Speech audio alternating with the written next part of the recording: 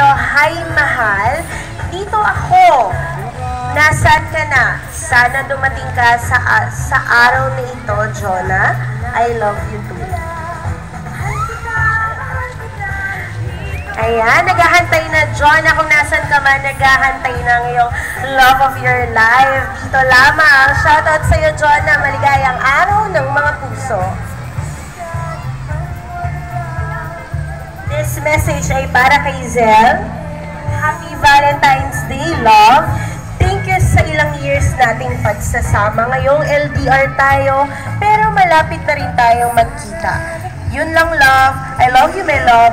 Mwah! From Bex.